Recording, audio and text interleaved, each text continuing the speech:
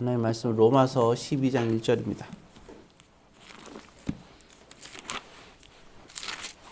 로마서 12장 1절 말씀 한 목소리 같이 읽습니다. 그러므로 형제들아 내가 하나님의 모든 자비하심으로 너희를 권하노니 너희 몸을 하나님이 기뻐하시는 거룩한 산 제물로 드리라. 이는 너희가 드릴 영적 예배니라. 아멘. 사랑의 아버지 하나님, 오늘 이 시간에도 성령 하나님께서 함께하여 주옵소서. 예수님의 이름으로 기도드립니다. 아멘. 예, 하나님께서는 오늘 우리에게 원하시는 것은 우리는 죽었다가 살아난 존재입니다. 죽었다가 예수님의 십자가로 죽었다가 우리는 다시 살아난 존재예요. 우리와 상관없이 예수님은 자신을 위해서 십자가에 죽은 게 아니라 저와 여러분들을 위해서 십자가에서 죽었던 사건을 우리는 기억할 수 있어야 돼요. 예. 그래서 우리는 참 하나님께 감사할 수밖에 없습니다. 죽은 존재가 살아난 존재이기 때문에. 예. 그래서 우리가 사도 바울의 말대로 살아도 주를 위해서 살고 죽어도 주를 위해서 살아야 되는 겁니다. 예. 우리가 이러한 주님의 십자가에 관한 사랑, 그리고 우리가 어떻게 살아야 될지 본분을 분명히 알 수 있어야 돼요. 그럼 우리가 어떻게 살아가야 되냐? 오늘은 날마다 살면서 거룩한 산 제물로 드리라 그랬어요. 예, 하나님이 기뻐하시는 산 제물, 살아있는 제물. 산 제물은 마치 이삭이 하나님과 아브라함에게 순종하며 단 위에 올라갔듯이 정말 우리의 온 그 하나님이 위해서, 예, 그 이삭이 그 어린 나이에도 불구하고 제단 위에 올라간 것은 그는 하나님에 대한 사랑과 그리고 또한 아버지에 대한 사랑이, 그리고 그 사랑과 신뢰가 있었기 때문에 단 위에 올라갈 수 있었듯이 오늘 저와 여러분들도 정말 하나님을 사랑하고 하나님을 신뢰하고 만약에 그렇다고 한다면 우리가 하루하루의 삶 속에서도 하나님이 기뻐하는 삶을 살 수가 있을 것입니다. 그래서 우리는 그렇게 하나님이 기뻐하는 거룩한 산제사의 삶을 살아야 되고 우리를 온전히 하나님께 드리는 삶을 살아야 될 거예요. 예, 그래서 드린다는 표현, 제사를 다른 말로 예배 아니겠어요?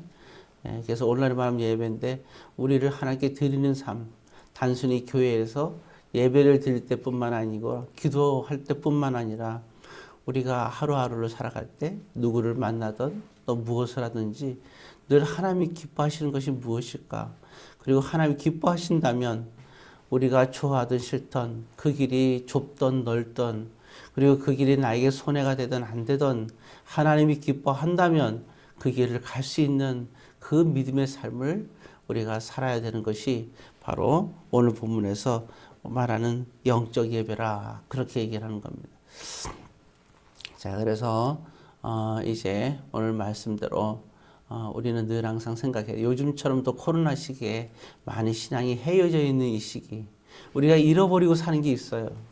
세상적으로 우리가 모든 걸 판단해서 우리가 말하고 행동하는 게 중요한 게 아니라 모든 것을 주관하시는 하나님, 그리고 그 모든 것에 되어진 모든 것의 책임은 또 그것은 누구를 탓하는 게 아니라 자신을 탓해야 되는 것이고, 그리고 우리 자신을 살펴볼 수가 있어야 됩니다.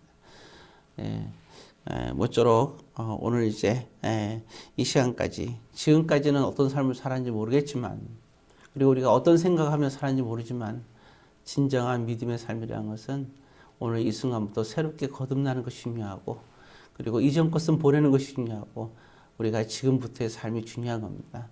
그래서 우리가 이제부터의 우리의 삶은 또 남은 생애의 삶도 마찬가지고 하나님이 기뻐하시는 그러한 삶이, 어떻게 하는 것이 기뻐할까? 내가 어떻게 하는 기뻐하실까? 다윗은 그렇게 사랑하는 참 우여곡절이 많은 밧세바의 사이에서 아이를 낳게 되죠. 참 얼마나 그게 참 기막힌 사랑이에요. 그리고 또 범죄하면서까지 서로가 사랑했는데 거기서 아이가 났어요. 이렇든 저렇든 남이 손가락질을 말하든 걔도 정말 그 어려운 여건 속에서 손가락질 받으면서까지도 아이를 겪고 밧세바한테서 아이를 낳게 되죠. 그 아이, 어쨌든 그 아이가 무슨 죄가 있겠어요. 그 아이를 얼마나 사랑합니까? 그럼에도 불구하고 그 아이가 죽어요. 예. 근데 하나님이 정말 기뻐하는 것이 뭘까? 그 아이가 죽어서 사람들은 걱정을 했죠. 그러나 다윗은 하나님, 그 아이가 죽었을 때에도 다윗은 아이가 죽자마자 거기서 하나님께 원망하고 하나님이 대항하는 것이 아니라 그는 옷도 깨끗하게 입고 몸도 깨끗하게 씻고 그리고 밥도 맛있게 먹고 맛이 있었겠어요. 그는 맛있게 먹고 그 다음에는 바세바를 위로하는 장면이 나옵니다. 이것이야말로 다윗의 위대한 점이에요.